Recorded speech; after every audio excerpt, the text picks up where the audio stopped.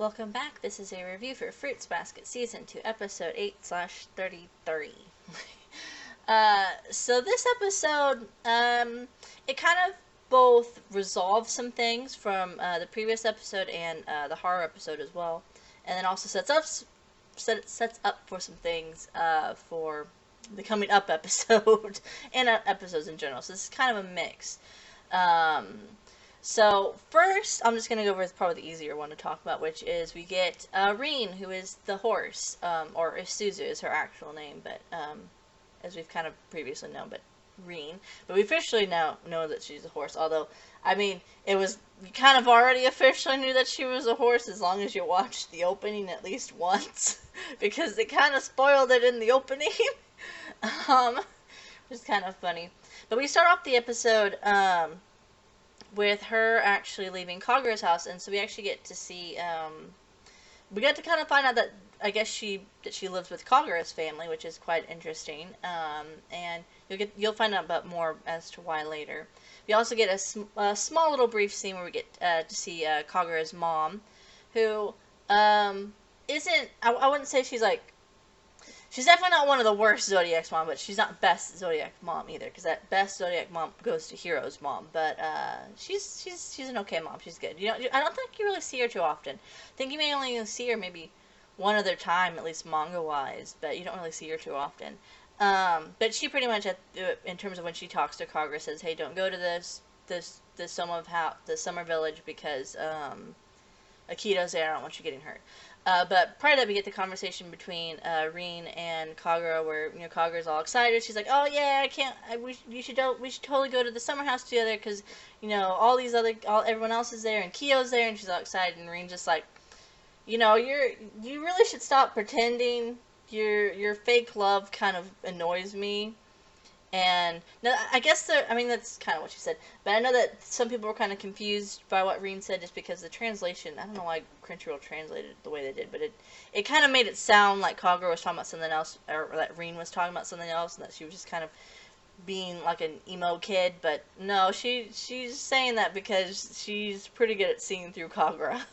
And we'll get more on that later, probably in this season. Yeah, in this season. But then you kind of skip. You kind of see Reen a little bit throughout the episode. Like you see her showing up to the beach at one point. But then you don't see her again until Tohru runs into her. And of course the funny thing is that there were some people who, I guess they got confused and they thought, well, I guess Reen just walked all the way to the summer house, which is a possibility. She could have done that.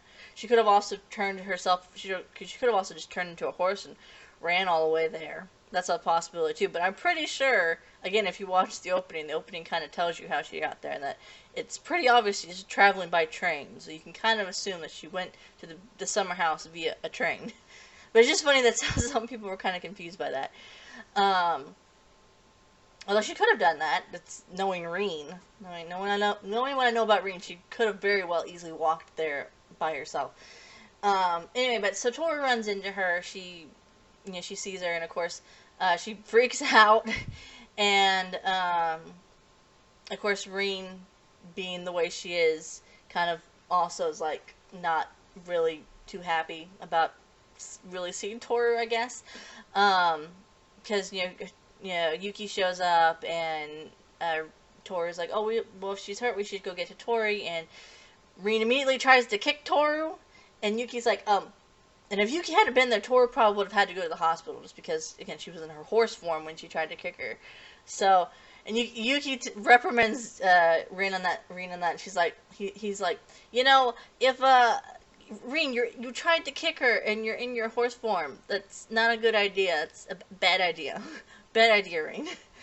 And Tohru freaks out, and so she runs off and grabs some extra clothes, because just like how with Haru, Reen, also being probably the two biggest animals in the Zodiac, anytime they transform, their clothes just tear apart. So Toru's like, "I have to go grab her some clothes." And Reen's like, "Hey, don't get Hattori. Don't tell anyone that I'm here. I don't want anyone knowing that I was here." And of course Yuki's like, "Well, why are you here? Are you here to see someone?" And he's saying, "Are you here to see Haru?" And Reen's like, "That's none of your business. Don't tell anyone here, or else I'll kill you." And Yuki's like, well, I mean, like, that's impossible. And then, of course, Tohru comes back, and you get you get the what Rin says next, which is that Rin goes, you're just a Akito's toy anyway, so be quiet.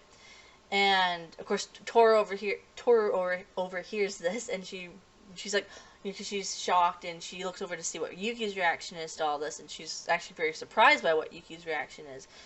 And in a lot of ways, we as an audience, were if you didn't know it was coming, you'd probably be surprised of this too, because his reaction isn't the typical, he's panicked or he's distressed. He's quite the opposite, and in fact, the Reen's reaction to it says that this is new as well, because she's shocked that he's not panicking or distressed, and that Yuki's reaction to it is, like, really?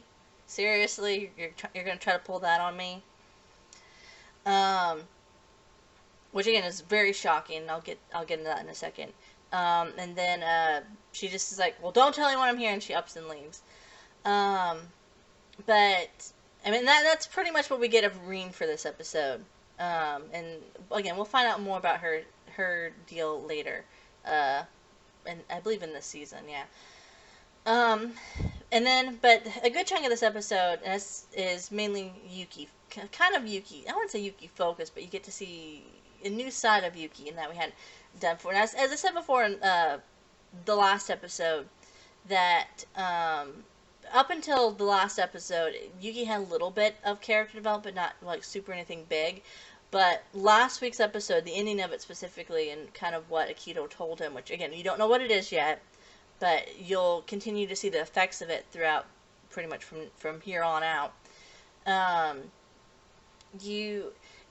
That is really his big actual, like, big character development moment, and from here on out, you're gonna see him continue to progress and become more confident and more bold and more comfortable with who he is, and you're already starting to see that a little bit throughout the episode, and even Tohru kind of remarks on that, in that when they're at the beach, and he comes up and he's like, hey, he kind of apologizes to her for venting the night before, and she's like, oh no, don't apologize, those things were important, and still trying to try to help him out and whatnot. But Yuki's like, it's okay, it's fine, you don't have to worry about it anymore.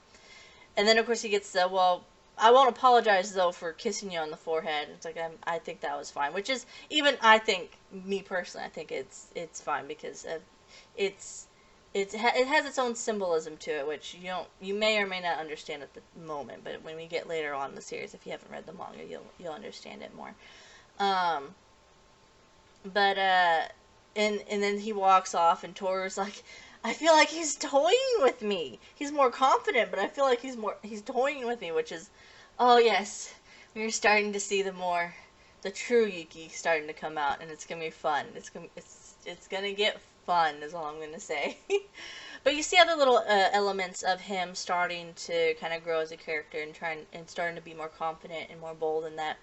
He straight up goes up to Kyo and is like, hey, if Akito shows up with you and Tohru, if you and Tohru are around, don't lose your cool. Don't say anything that's gonna hurt her. Don't say anything that's gonna hurt Tohru, or do anything that's gonna hurt Tohru. And of course Kyo's like, freaks out, and he's like, gets upset. He's like, well, who do you think you are? And Yuki's like, now they have it in the sub, they have it as, I'm someone who's better than you. But in the manga, and you can actually hear him say it in I don't know why they translated it this way, it was weird. But in the manga, he's like, I am Sir Yuki Soma. It's like, yes, that's Yuki. He's starting to come out. The real Yuki's starting to shine up in there. He's trying to show up. It's gonna be fun. So we have that. We also have this small little brief scene, which is kind of important, or the small little dialogue scene, where Haru's like, hey, are you leaving the nest? And Yuki's like, well, I mean, I don't know if you mean it in the way I think you mean it, but thanks, Haru. It's funny. Which that's kind of important, because it kind of gives you a hint as to what is going on with Yuki. Again, you don't really know what Akito said to him. You know that it's whatever Akito said to him was something that obviously changed him and affected him, but you don't know what it is yet exactly. But you will find out, I believe, in this season later on. But then you also get Yuki's encounter with Shigure, and Shigure's like, hey, trying to be all, manipulative and coy, as he always is, and is like, hey, what did Akito tell you? And Yuki's like, now Yuki, as we've kind of already, throughout the series, has never really trusted Shigure, and he's just like, I'm not dealing with you, I'm not going to tell you anything, I'm just going to say that Akito told me the truth. Are you satisfied? And he just walks off, and Shigure's like, no, I'm not satisfied. It does not make me happy. You didn't tell me anything. It's funny. But yeah, so this episode, you're really starting to see Yuki's character kind of start to emerge and become more bold and confident and more comfortable in his own shoes and more comfortable with who he is. And you also get the little brief thing where Yuki actually leaves. He sneaks out of the little soma of where Akito's staying, so that he can follow Akito just to check up on, make sure nothing happens to Kyo and Tohru. And so he follows Akito around for a little while. Which is also something, again, that Yuki, I'd say, most likely wouldn't have done previously, because, none of the other Zodiacs are doing that. Like Hiro and Kisa, Momiji, and Haru, they're staying where they were told to stay at until otherwise notified that they can go. And so, but Yuki snuck out because, again, he's starting to become a little bit more bold. And so it's gonna get fun later on in the series as the episodes progress. He's gonna start becoming a much more interesting character. The way that he changes and develops is gonna be real fun. But then on the other hand, we also get the little Kyo Tohru moments, because once again, they're kind of left there by themselves, and so you get it's mainly them just building sandcastles, but you also get a little bit of information on kind of what the beads are. Like, we knew that Kyo's beads were obviously something that he had to wear in order to kind of, you could assume, keep the cat's true form from showing up. But we know that pretty much, Toru's saying, oh, is it just you that doesn't like the water, or is it all cat spirits, and what's up with the beads? And Kyo explains that, yeah, it's not just him, pretty much all cat spirits, all the former cats just don't like water, and that the beads, it's all the generations of cats, the Zodiac cats have had to wear them, and that they're made from human bones, and that the red ones have been lacquered in blood. And in particular, they're made from this monk that got sacrificed. And how I always understood it was that obviously the beads themselves are made from the bones of this monk that got sacrificed for another person, basically that's how Kyo describes it. But how I always understood it was that the ones that were lacquered in red with blood were the monk's blood. That's kind of how I always figured it out. That's how I kind of figured it. But Kyo kind of goes on, and he's like, I don't think I've always felt that it was wrong to sacrifice someone, to strip away everything that they know and love, and everything pretty much about them, and all that they care about, and smother their life out, and snuff out their life for the sake of another person. I've always felt that it was kind of wrong to do that, and that's also very telling of Kyo. Again, you won't find out. It'll be a little bit. Actually, you might even find out a little bit of it next episode, maybe, if you can kind of connect the pieces, maybe. But it'll be a little while before that really kind of comes up into what he means by why he kind of feels personally connected with that, what he just said. Other than that, though, at one point you see Akito kind of walking. Akito's talking to Kureno as they're walking down to kind of see Tohru. Maybe you don't really know exactly what they're doing, but Akito's like, I don't, she's an ugly girl, and like, I want to isolate her. I want to keep her isolated. I want to make her feel like she's all alone and by herself, and that she has no power against me, and that I'm the true victor here. And Kureno's like, well, she's not by herself. Kyo is with her. And Akito's like, why would she, who would have fun with a monster, And you kind of get to see, at least from how Akito feels about Kyo in terms of being the cat. Of course, and then they witness Kyo and Tohru playing at the beach, and Akito's like, well, I'm gonna have to do something about that. And then you get the end of the episode where Akito shows up to Shigure and Hattori and is like, make sure you bring Kyo here tomorrow, because, and it's oh man, because obviously, he doesn't want, again, he wants Tohru to be alone, but oh man, next week's episode, oh, is it going to be fun? It is the episode that a lot of people have been waiting for, including myself a little bit, but there's a lot of things in that episode. I mean, oh my gosh, it's gonna be a good episode tomorrow. Not tomorrow. What am I talking about? I'm silly. This next coming up episode, it's not tomorrow. I'm silly. But it's gonna be. Oh, the next episode's gonna be so good. But I'm not saying anything. I'm not gonna say anything more than that because it's gonna. I just know that. Just be prepared. That's all I'm gonna say. You anime onlys, just be prepared. But other than that, the episode was really enjoyable. It's fun. There's a lot of build up. There's kind of a lot of resolution that happened, and a lot more development that's going to be happening from now on. But that's really about it. So thanks for watching, and bye for now.